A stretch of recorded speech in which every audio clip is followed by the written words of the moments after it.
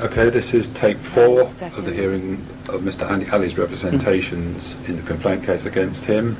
The time is 1:05, same location, same persons present. Mr. Ali's been handed a copy of the third tape. 5E9 of the report, it states, the complaints made against AA were not made because AA's political views, real or apparent. They were made because the way he conducted himself in the office upset and offended his fellow team members. There is ample evidence that this was the case, both from the evidence of the previous investigation and from some of the additional evidence we have obtained. I'm curious, if the complaints made against me were not because of my political views, how can I possibly be disciplined for expressing any political views? Well, are you, or are you being supposedly disciplined for the fact that you upset people? How? If I didn't express any political views, how could I upset them? Well, people can upset people always, can't they? But that's what you're saying, that you're being disciplined for. Well, if that's what it says there. If he's upset them as well, is it not failure of the grievance procedure again? Because if you upset them, it should be go through the grievance procedure. And once again, Andy Stansfield, as the bandee of this team, should know the grievance procedure fully and be taking the team off to sort these issues out, rather than ending up at the point we are now. 1 minute 30 seconds.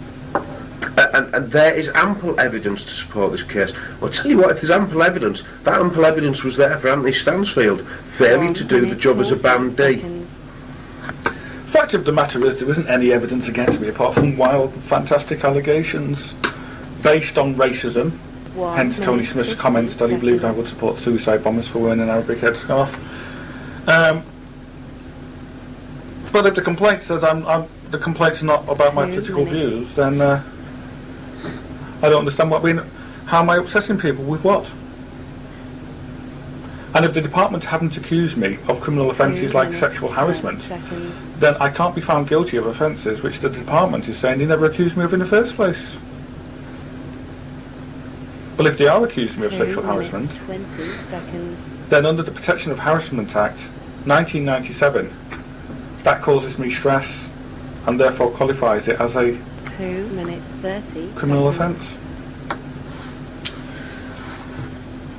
And then, of course, there's a small matter of dates. 2 minutes. Yes, you've raised the point about dates, I think, earlier, and we will look into that. Well, I can't even tell you if I was in the tax credit office at the time these alleged offences took place. 2 minutes 50 I can tell you at the time that Tim Fisher says I was bullying him, I wasn't in work at the day. And you say that this Tim Fisher reference is in his complaint. In connection with which of your complaints? In his complaint against me. Could we talk about that at the end then, please? We could. Thank you. Well, remind me. Indeed.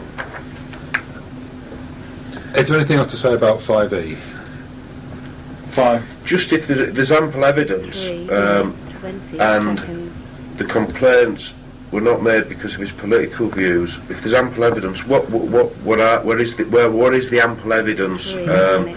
And you know, what is it pertaining to if it isn't political views? Because once again, it would seem that it's a complete failure of Andy Stansfield to do his job, which he's paid to do, and a complete failure again of the grievance procedures. And there's a small other matter, talking about racism. As I understand it, the complaint was these people all put in the complaints around the same time. Sorry, Mr. Adler, can I interrupt? You're talking about this complaint. Is this... I'm talking about order complaints. Is this... Well, this 5E, is this racial harassment you're talking about? Of course. Yep. This is going on to 5F, though, really, isn't it? Yeah, well, all right, we'll go on to that then. Okay, are you happy? Well spotted. Because it's the process, isn't You're it? right. Are you happy that we've covered 5E? One last thing about 5E. There was... Anthony sent an email to Emma Todd. I got an email from a lady called Emma Todd of TCO News saying that Anthony has suggested that she might like to write an article about my research, which she said on the National Front. It was actually on the BNP. But I don't understand. If Anthony's issue was that I shouldn't have been talking about my academic research at work, I'm just curious why Anthony was telling TCO News about it. Could it be that he's trying to get you into trouble further? I've got the email, by the way, but it will be in the things. It's not... Dave King and Janet Robinson never mentioned that email in their report. Oh, Or perhaps it's because Anthony wanted that little tick on his box so he could possibly get a promotion and be seen to do his job correctly, when it's blatantly obvious in the next paragraph 5E9 that he hasn't. And I actually replied to that email saying I was surprised to be asked. Could you point us towards the email? I'm sure. 5.E8. If you send me an email wanting of these, I'll just forward them to you. No, I'm sure that it's here. Just if you can give us a reference, we'll find it. Okay. Can we move on then, please, to 5F, which is that the whole disciplinary process has been unfair and discriminatory. Yeah, by this I meant the grievance procedure, because I felt disciplinary and grievance were the same thing. Ian Wright said they've not. I have actually put in a complaint to the Tax Credit Office about this. They've not investigated it. It's gone to the tribunal, who have accepted the case. Accepted it. I gave them 28 days to resolve the matter. They failed to do so, so the tribunal have accepted. What about the actual grievance procedure, you mean? Yeah, but I will go. But is there any point in discussing it here then? Yeah, It's gone because to the tribunal. well, everything's gone to a tribunal here. Most of the things have gone to a tribunal. If those complaints are not resolved in 28 days, they'll be going to a tribunal.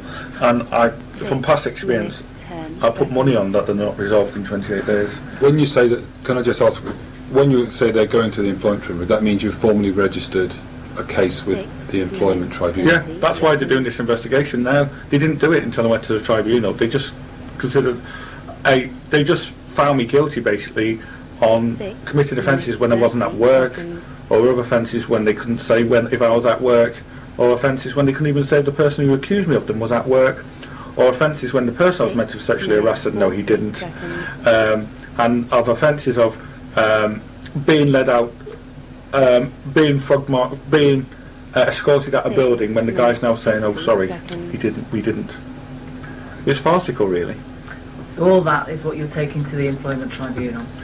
Oh, and a lot more. Oh, and a lot more. A lot more then. There's the small matter of labelled me supporting suicide bombers simply because I wore an Arabic headscarf. 6 individual issues of accusing of. It's not one issue of. It's 6 individuals. So that's 6 individual issues that will go to tribunal of accusing of being a suicide bomber. There will be the separate accusations of people that have accused of being possibly coming to work with a shoe, and then all the other ones. There is the actual amount that's going to go to tribunal is going to be. It's going to be immense. Right. Including those allegations that are not resolved. Thank you. But the disciplinary procedure, anyway.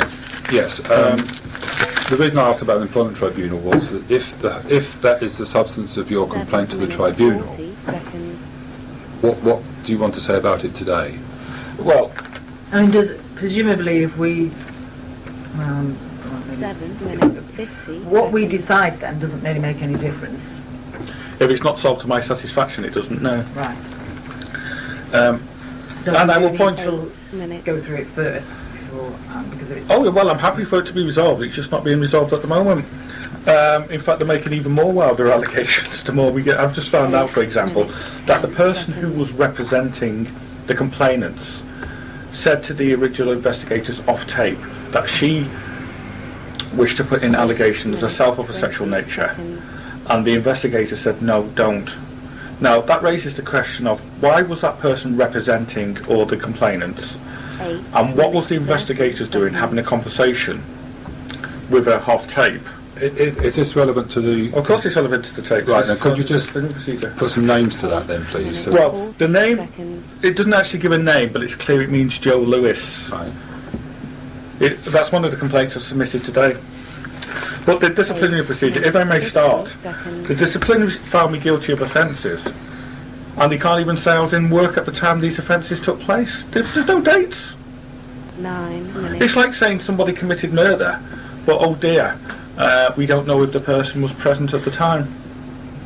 And in fact, may I remind you, Janet Robinson, in her report, when asked why they didn't raise the complaints at the time, she said, oh, raise it with me at the time. She said, they couldn't because he wasn't there. 20 seconds. Well, if I'd done it, I would have to have been there to have done it.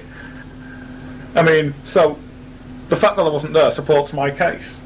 I could only have been, I could not be there, and at the same time, they couldn't have raised it there. You know, you raise it as quickly as possible, so they should have raised it when it happened.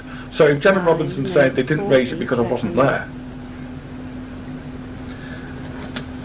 But this is the charge sheet 9 minutes. From Joe Moyle. from Joe Moyle.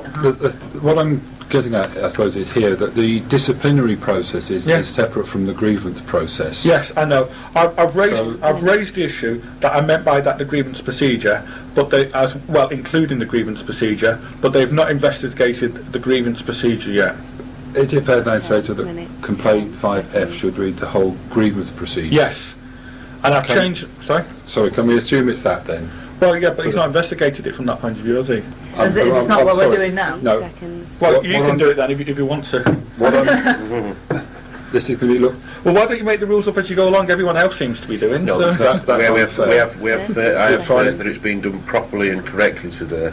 Thank you. Right. All I'm saying is, as it stands, Yeah. complaint 5F Yeah. refers to the disciplinary process. Yes. I'm asking for your agreement to changing that to read the grievance process. Yeah, you can. Thank you.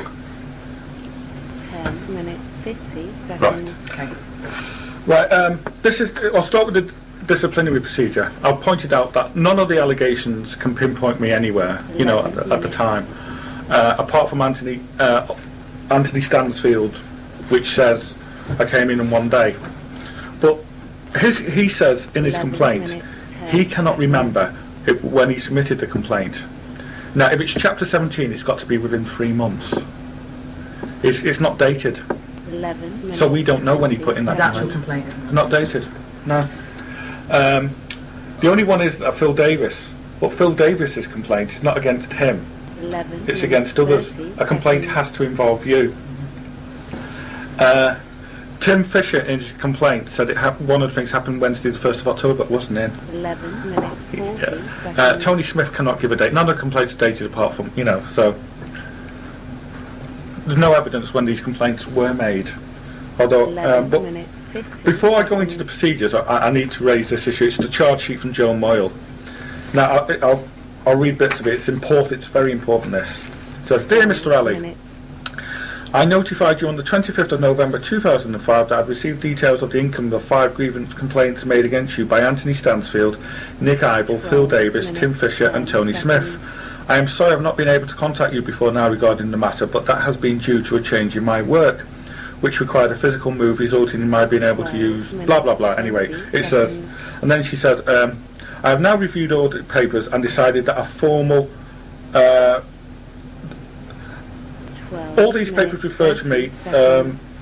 regarding any potential conduct and discipline matter following the grievance outcome. As a result of my thorough and careful review of these papers, I have decided that in the circumstances a formal disciplinary charge is appropriate. Now this is where it gets interesting. It states further on in the letter, your actions indicate that you have failed to uphold the standard of conduct expected of a member of HMRC. The Inland Revenue definition of bullying and procedures and how to handle them are contained in the guide TG 20.61. But the complaint was brought under Chapter 17, under Civil Service Procedures and ACAS procedures. You cannot find me guilty of an offence under Chapter 20 unless the procedures were brought under Chapter 20 and I was given a hearing under Chapter 20. You didn't. I have that on tape. Janet Robinson begins, these are being brought under Chapter 17 of the guide. It also says that in the transcript, the report.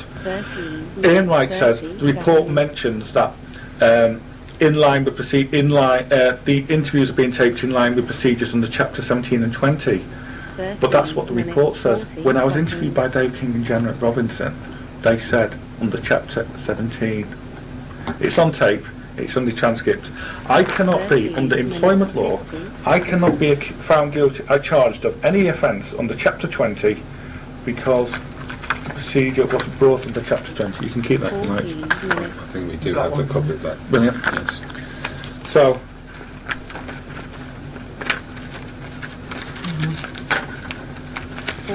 and while we're on it, seeing as I've not been accused of, as I said before, were not made because of Mr. Alley's political views, I think Joe Moyle will be fair enough to wipe out the thing that you undermined Anthony Stansfield by taking opportunities to embarrass and belittle him and other colleagues in public, engendering fear for your colleagues for your political views and use and race. Well, the department are now saying the complaints were not made because of my political views, I can't actually be found guilty of something which the department is not accusing me of in the first place.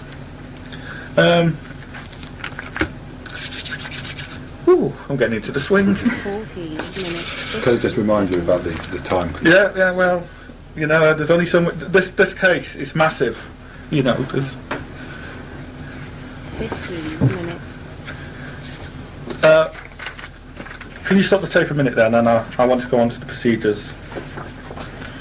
Stopping the tape at 1:20. Resuming the tape at 1:21. Same persons present in the same room. It says, this is 5.L2 of the report.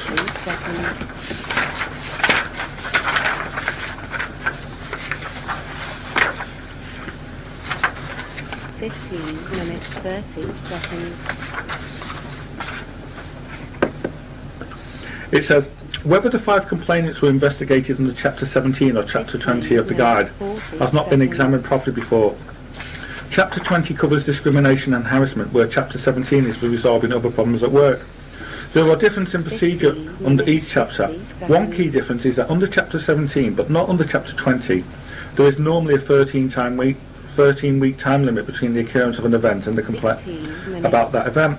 There is no doubt that under Chapter 17, many of the events complained about by the 5 complainants would be time barred. But as these people haven't been able to give a time, he's not in a position to say whether they will be time barred at all. If you can't say when something happened, you can't say whether it falls within or outside the 13-week limit. I think we're referring to, by reference to the date of this investigation. No, we're referring to when the complaints were made, their complaints about me. By the time they were brought, they were time barred, is what it's saying. No, I know what it's saying, but how would he know that? If they can't say when it happened. The complaints were brought in at what date? Well, this is it. They're not. The point is, there's no date on the complaints. Right, we'll follow that one up. There is, with the exception of Phil Davis, none of the complaints are dated. Just as you know, for that to go to a tribunal, in my experience, tribunals love 2 things. One of them is procedural errors, and the other is the omission of dates from things. This is just riddled with dates that aren't there, that should be. And you know, we are talking about people that are involved with management. They've been on training courses, they know to keep times and dates of everything. Just seems rather unusual that I see it happen with a lot of other cases, and it blatantly not happened with anything to do with this case. And I will point out to you then that even if those complaints were dated, and Phil Davis is, but none of the other, but even if they were, you still couldn't say whether they fall in or outside the period, because you don't know when they happened. Right. You're not in a position to say. But what he's saying is they would be time barred, so they shouldn't have been brought in the first place. Then the next paragraph.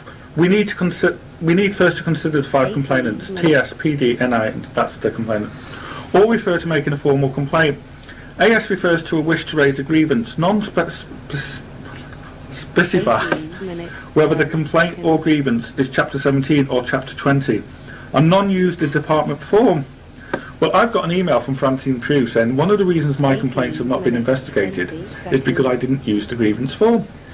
And this is a manager once again, not using a correct departmental form. Well, you know, come on, it doesn't really give much it doesn't really give much confidence in the management, does it, for the people that work on this team, including Andy, that this manager doesn't know the right form to use, and he can't put a date on it, and the other 4 as well want to do it. It's ridiculous. But the point I'm making, that's true, but this point, if my complaints as an Asian guy are not being investigated because I did not use the grievance form, why are the white complainants being investigated? Because they did not use. That's racial discrimination under the racial discrimination, as I explained it before. Okay, point noted. It says AS 19 minutes 10 seconds. AS refers. We need to first consider complaints. TS, PD, NI all refer to making a formal complaint. AS refers to raise a formal grievance. None specify whether the complaint or grievance is Chapter 17 or Chapter 20. Because they didn't specify it, 19 minutes, okay, 30 seconds. I can't. Why is the department presuming me under either? The complaint wasn't under Chapter 17 or it wasn't under Chapter 20. 19 You'll see my minutes, complaints 40 are. seconds. Okay, so if a complaint, none of the complaint was brought under Chapter 17, then I've not had it. Why am I being? 19 Why have I got a procedure out against me under Chapter 7 when nobody's put in a complaint under Chapter 17? That's racial discrimination because it allowed the white colleague. 20 I can't minutes. equally be. I wasn't, but even if the complaints have been treated as Chapter 20, they couldn't have been followed because the complaint wasn't brought under Chapter 20. 20 minutes, Yeah. 10 seconds. It says, allegations of some, but not all, include aspects such as sexual harassment 20 and minutes, use of race 20 that would seconds. normally bring the complaint within Chapter 20. Use of race is interesting because they made assumptions about my race which was not valid. It's not only against your own procedures, it's 20 racial minutes, discrimination. 30 seconds. AA's counter-complaint is similarly silent on whether it's tended to be within Chapter 17 or 20. That was true. So for the same reason, they would have been justified not to investigate my complaint there, which incidentally they didn't in some of them. The letters appointing the investigation refer to formal complaints and are silent on whether this should fall under Chapter 17 or 20. So the investigators themselves wasn't appointed, under Chapter 17. They did not have the authority to conduct an investigation, either under the chapters, because they hadn't been appointed by anybody under those. And these investigators come from a much higher level than us. Why are they failing to do the duties correctly? Once again, it's a failure of procedure. Where is the decision maker? Not the decision maker, the case manager on this. Surely he should state which it is. I mean, at 5L5, the investigator's report says at 1.1, the complaints have brought the complaint under Chapter 17 of the guide. At 3.2, it refers both to Chapter 17 or 20. You can be pursued under one or the other, but not both. And as I said, it refers, Janet Robertson introduced it on tape as Chapter 17. 21 minutes, We discussed 40 this aspect with seconds. Dave King and Janet Robinson. The first thought was that the complaint was dealt with under Chapter 17, and JR felt that it was under Chapter 20. Now, the investigators themselves don't know. One's saying it's being brought under Chapter 17, the other thinks it's being brought under Chapter 20. The case manager doesn't know. The complainants don't say which. Grievance procedure. You see where I'm coming from? No real surprise we're here now. 22 minutes, 10 Kath seconds. Doyle, who was the decision maker, report refers only to this being a decision on complaints and does not specify the chapter concerned. So the decision maker doesn't say which chapter it's being brought under. The appeal decision letter by Tina Gallagher is also silent on the issue. It's farcical, though her report sent internally, which we've not been given a copy of, does, now this is very important, does raise the fact that the investigator's report refers to Chapter 17, 22 minutes, but clearly cover 40 issues to proper 20, Chapter 20. This is an absolute farce. How is it 22 unfair and minutes, discriminatory 50 to you, seconds. though? Well, because complaints, I'm not being told, no one's ever complained about me under Chapter 17, and yet I'm being investigated under Chapter 17.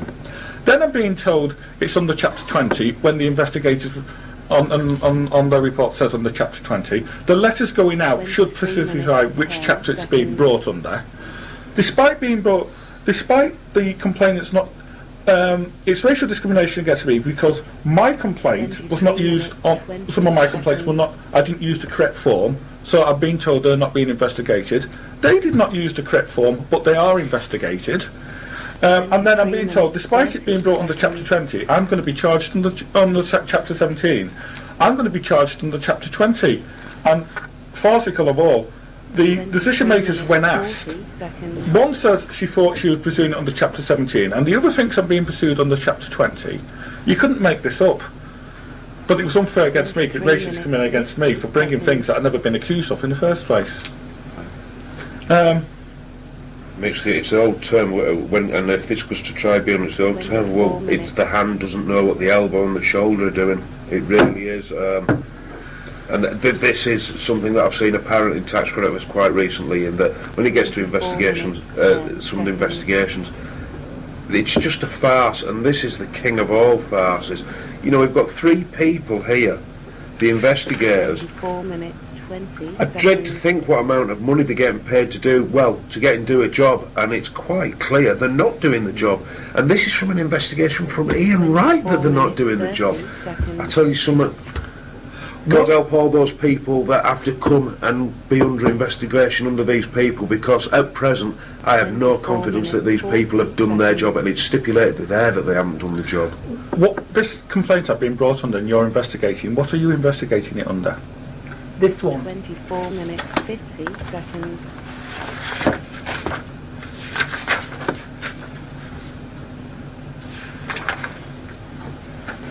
Five minutes. You think? Yeah, yeah. I think there's 25 minutes, 10 seconds.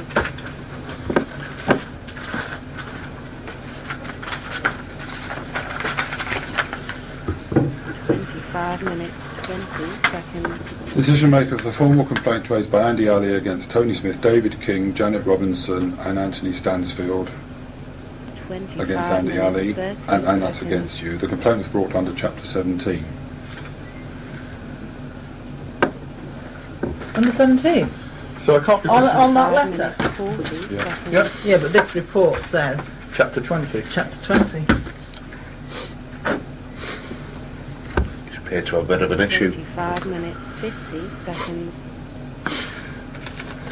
And Janet Robinson on tape say Chapter 17, and yet the charge sheet says Chapter 20. And the complaints don't say Chapter 17 or Chapter 17. The decision maker doesn't say which, and the investigators haven't got a clue.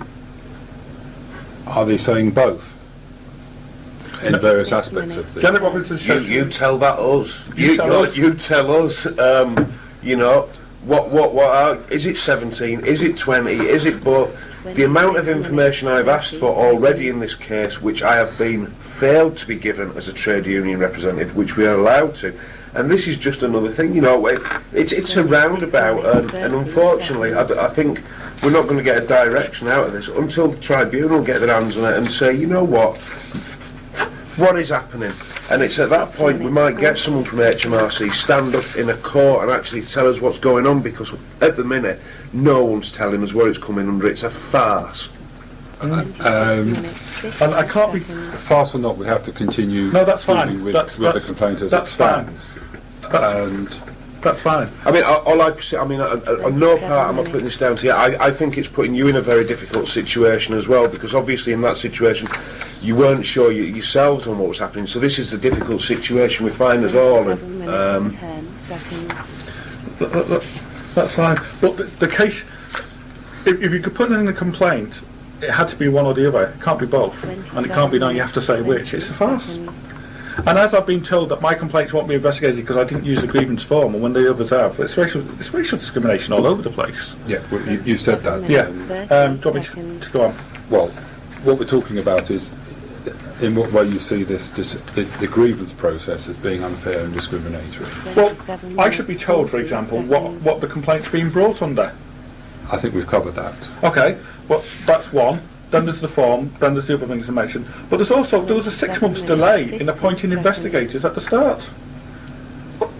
Why did it... And the reason given, can you stop the tape a sec? That has been covered in the report, isn't it? Yes. Is there anything else you wish to say that isn't in the report? Yeah, but I wish to raise the point in this. Why was there a 6 months delay? 10 minutes, 10 seconds. They said 2 senior managers couldn't decide how the complaint should be handled. Complaints under ACAS should be investigated as quickly as possible. He wasn't, because... I'm trying to ask you to make representations. I'm making representations. We know, well, the fact that the delay is incontrovertible. It's there. But the consequence of it... That's what I'm asking. Well, that's what I'm saying to you. The consequence of that is that... people who sat together were able to discuss the case more about them. I'll give you another example, for example. I've always said that these complaints, they came together. Now it turns out that not only did they come together, but a manager was advising them on what to do. There was a big meeting about it. That's a conspiracy. 29 minutes. For the purposes, let's say, which manager you're... Well, the one I've been given is Carol Oakey had a meeting with them and told them, and from then on, how to make a... Why are they having a meeting about the case? They're not meant to come together. 10 seconds. But they're having a meeting, you know, like we're having a meeting now. And your point is that the delay has caused 29 unfairness and discrimination. Well, I was looking at something the other day, unfortunately I have other cases which went to tribunal, and one of the cases revolves around an issue of where, I can't remember the actual, what it's called, but if procedures had been followed and time delays hadn't have occurred, would the result have been different? If procedures have been followed, yeah, this would have been different. And I think the time concerns of 29 this been going on for so long, and we don't know the stipulated dates, and then the 6-month delay and appointed DM. From our point of view, yeah, I really think if we, and I think it's one of the great things with hindsight. You can look back and say, yeah, if we hadn't had that 6-month break, we'd have been on top of it 6 months before. I do think that 6-month break has had an effect on the result or the outcome. And I think, more so than anything, I think it's clouded, because it is for the 6 months down the line, it's a clouding of issues, and because of that time moving on, people forget things. And you've got other issues, for example, how they came together. Now, different people are giving different stories here. Apparently, someone said, according to Anthony, as I understand it, Anthony said, or somebody said, one person put in a complaint and it prompted the others to. But what prompted the others to? How would they have known about it? They would have to have talked about it to be prompt. I mean, if I put in a complaint to you and go outside, the only way people would know about it is either I've told them about it or you've told them about it. Then John Polachek said in his statement, or one of the witnesses said, I didn't want to be part of that little group who was making the complaint. So there's a witness saying that he knows a group are making a complaint, but here's the interesting thing, he doesn't say, there's no time on there. So was he aware before they submitted their complaints, which is conspiracy? 31 minutes. Or were they discussing it after they made the complaints? As I understand it, once you made the complaint, you're not supposed to discuss it with anybody. So either this witness is saying he was aware this group was thinking of putting in making complaints before they'd done so, which shows a conspiracy, or he's saying that he heard it after they put in complaints when they're not supposed to be discussing it against each other. It's either one or the other. There's no other explanation. And then Jackie Piner, a letter said, something about the medical report, staff are thinking of putting in complaints. Now the only way you could know staff are thinking of putting in complaints is if they've come and told you about those complaints. That is a conspiracy by anybody's standards. But I'd like you to follow up on that one particular, well, all of them, but in particular, the statement by the witness who said, I didn't want to be part of that little group who was making the complaint. Now, I need to know, this is for the tribunal, was he aware of them before they're putting the complaints, that there was a little group thinking of putting complaints? Or was he aware after they put in complaints when they're discussing it? Because they shouldn't be. Just to point out once again, Anthony Stansfield, as manager, and other managers being involved with this, and everyone involved should have known that even colluding in a little group to talk about anyone, about anything, is bullying and harassment and completely against HMRC values. Yeah, but that is probably one of the most important issues now, because if the witnesses were aware of them before they put the complaint, it's collusion. If it's afterwards, they're conspiring afterwards to get together, and this is before they've been interviewed by the investigators. No wonder their stories were all... Okay. Can I go on to the witnesses? Well, is this related to 5S? Grievance procedures, yeah? Okay. According to... I've got 100 witnesses that have not been interviewed yet. Now, the tribunal case is stayed at the moment because I've given time for the... Well, one of the reasons it stayed is because the civil service haven't interviewed all the witnesses. And I want them to interview all the witnesses. I think it's only fair that they interview all the witnesses. And I think it would be racial discrimination against me if they didn't interview other witnesses, because it would be favouring the white complainants.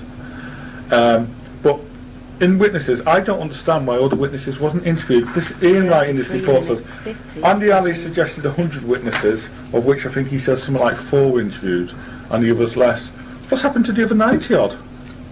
Which, is there a list of these 100 witnesses by Well, name? this is what we're waiting for the tax credit office. Anthony in his complaint said I belittled him in front of 80 people. So those 80 people are witnesses. This is this diversity meeting. Which diversity? I don't know which one he's talking about.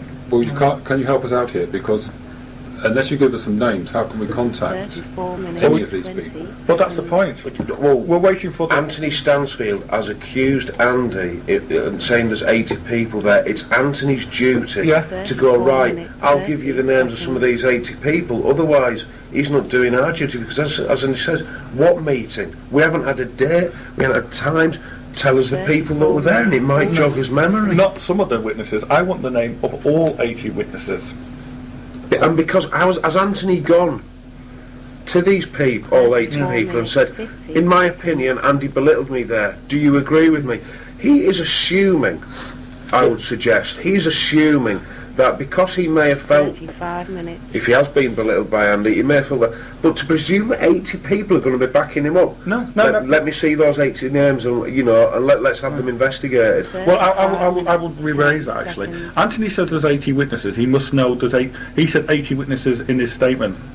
Now, if he comes back and says, well, it was just an estimate, we will then be in the case where a complaint has been put in against me based on an estimate.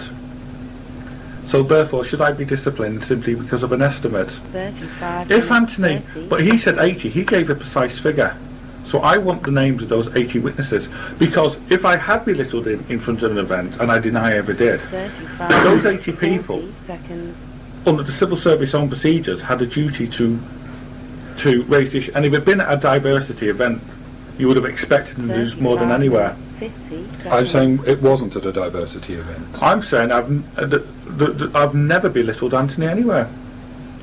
And once again, if he had done, why isn't Anthony, as a bandee, and as Andy's bandee, try and not sorted this out in the correct way? It's in the report that this was at a diversity event. Are you saying that it's not the case? I've never belittled Anthony. He doesn't say what event, and he doesn't give you a time. I can't even say I was at work at the time, but more importantly, 36 minutes. You can't even say if Anthony was at work at the time. Was this an event held off the premises? I don't know. All I've been told is a diversity event. What diversity event? 30 seconds. But we need the 80 witnesses, and I'll be asking for a further stay from the tribunal to give you more time to interview those witnesses. 36 minutes. You realise it's our decision who we interview. So well, that's quite right. Come to that. But I will be given, but it is my decision. I'm giving the department at the tribunal. Yeah, tribunal. But I will find it very odd if the department is now saying we have a witness and you're not interviewing that witness, because it's unfair to me, because I'm saying that witness will testify that I did not behave in the manner undue. If you're going to come back and say, well, we're not interviewing that witness for whatever reason, that favours the white complainant. Sorry, Mr. Andi, can I infer from what you said that there are witnesses who would back up your version of events? I'm saying you could call. I'm calling these 80 witnesses. No, that you could call to back up your version of events. Yes, I'm calling these 80 witnesses. I'm saying that did not happen. Unless you can give me some names. I can't give you names of witnesses that will support your version. We can't do anything further with that. The department. No, I'm asking you. If you have witnesses. I'm waiting for the department to give me the names of those witnesses. We have, yes, we do. The same 80 witnesses that Anthony Stansfield's put down. I don't think you can say that they are the same 80, can you? While I'm asking you, are there any individuals who witnessed the event? It didn't happen, so how can there be a witness? You're saying it didn't happen at all? That's what I'm saying. I've never belittled Anthony. So there are no witnesses then? I'm saying there are no witnesses, but Anthony is the one saying the witnesses. And you're saying they're not? Yeah, and those witnesses, when interviewed, will confirm that. Right, okay. So I want all 80 witnesses interviewed. So Anthony is the one that will know presumably. Because which the HU event in his it was. complaint. Well, Anthony doesn't know dates for anything, so you know, from my point of view and Andy's point of view, will he know what you know, and from this report, the man can't do his job anyway. So I have no confidence in him coming back with anything at all, to tell you the truth. Can we just take a quick break? I think there's only a few minutes left on the tape. Oh, okay. Then we have the diversity in London. Scott Turner said I was making sexual remarks. I said I supported suicide bombers. All those people will be witnesses. I have a video of people who were there that day. They should be interviewed. But do we know the names? The names should be gleaned from somebody. I will know the names. Does Scott Turner mentioned somebody from the Cabinet Office? Scott will know who it is. He's not given a name. 39 minutes. I would call David Varney, because amongst things he's told people that I've never been accused of any criminal allegations. So again, if I've never been accused of any criminal allegations, I can't be found guilty of half the things that they've accused me of. You can't be found guilty of something you've not been accused of. Anne Chant, she was the one who did the investigation when she wrote to my MP saying the letter from Jackie Pye has never met Mr. Ali. She's a witness. You've got the people who take part in BNP protests on the video. Mark, they're witnesses. They're not witnesses to the event, though, are they? Any of the complaints? Well, the people mentioned by Scott Turner will be. Yeah, no, I meant the BNP rallies. Well, Tony Smith, if you saw me on TV, you just wondered. But we're talking about over 100 witnesses now. So I want all 100 witnesses interviewed, and if they're not, it will be complaints of racial discrimination, because it favours the white complainants. Right. I think we've possibly covered... No, not the grievance procedure, we haven't. I'll go on to the witnesses.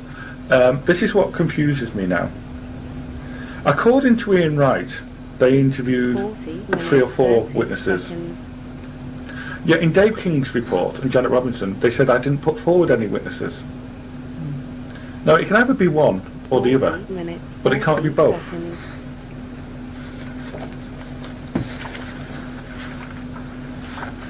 They said that you haven't been able to put any witnesses forward from who could support my case, apart from somebody from the Lib Dem, and they didn't interview him.